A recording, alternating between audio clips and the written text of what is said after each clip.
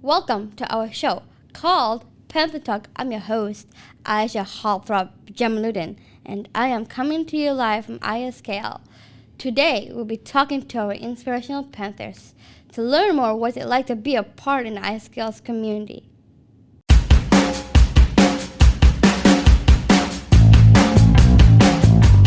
Hi guys, welcome to another segment called Panther Talk.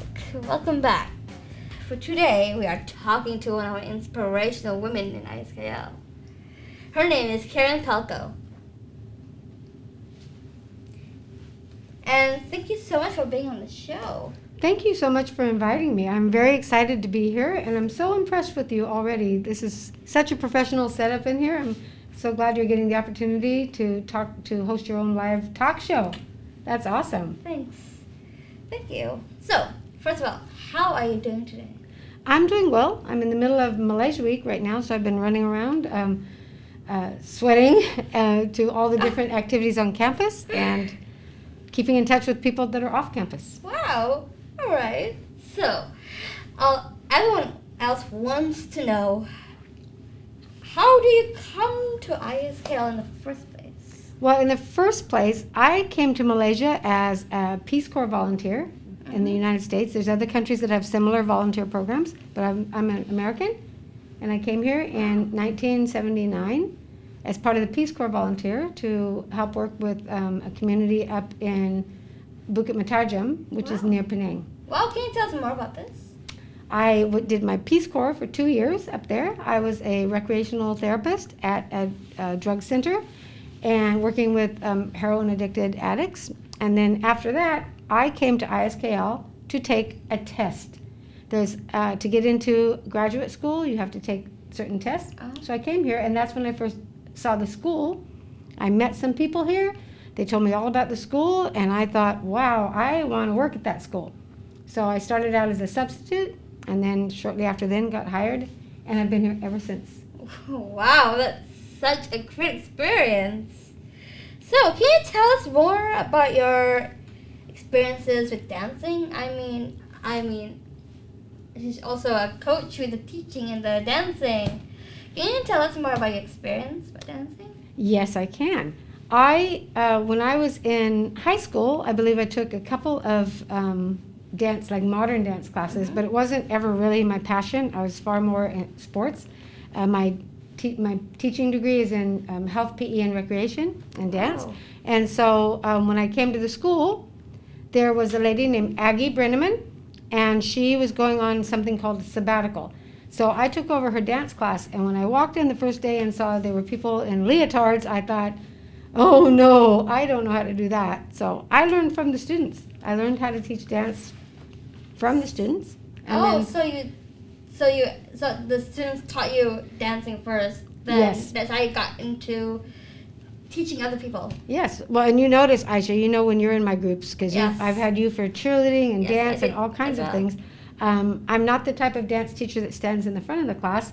I'm the type of dance teacher that stands in the back of the class and pushes you forward, trying to help you do your thing. Yeah. And that's based on my early experiences. So, the students taught me so that I could teach them right back. At least for all the programs I'm involved with, I can be thoroughly inclusive and have inclusion as a part of my class thing because even though I didn't understand it then, I understand it now. Wow. And I feel like, you're ISKL's big success story. I mean, I think you know that you're like a celebrity here. Yes, I understand. Because first of all, you're highly capable, but also you're talented and you're interested and you're self-directed. So you had all the hallmarks of it. So you're the person singularly by yourself that changed the school and made everybody feel like, oh, we can all be inclusive. We can include all students in the same way.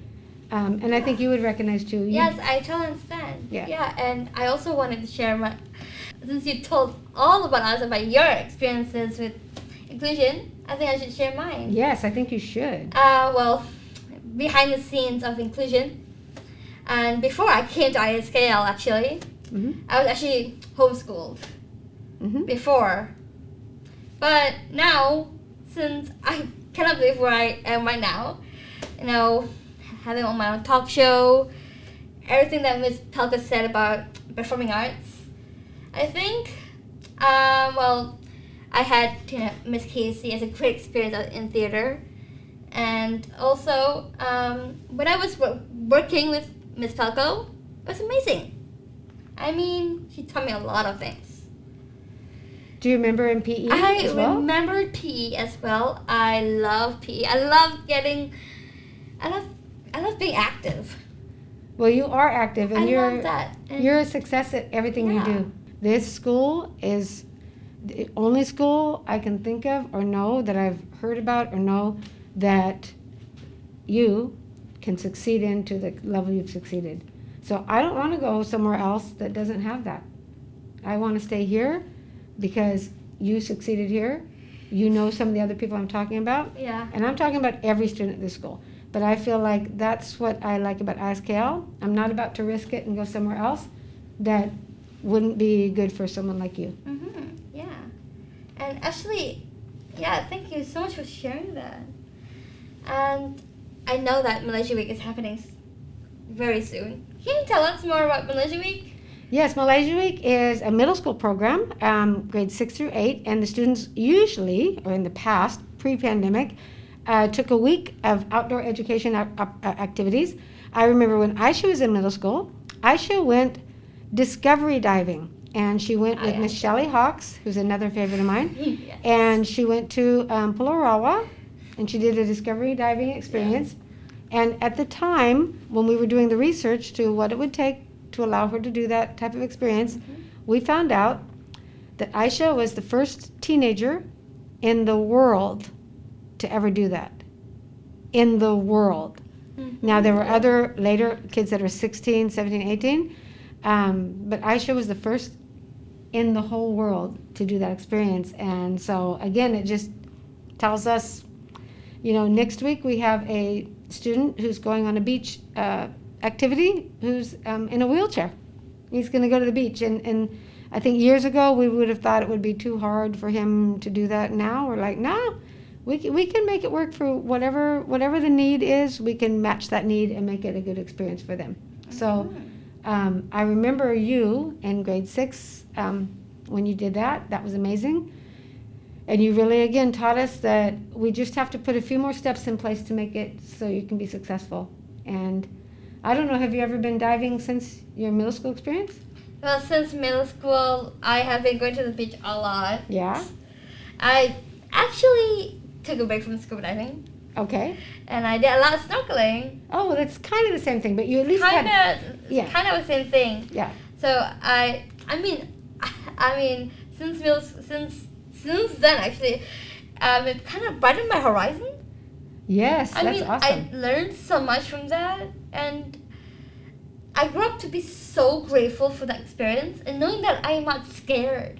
Yes, because a lot of kids are scared. There's kids A right lot now of people are scared about going actually underwater. Yeah.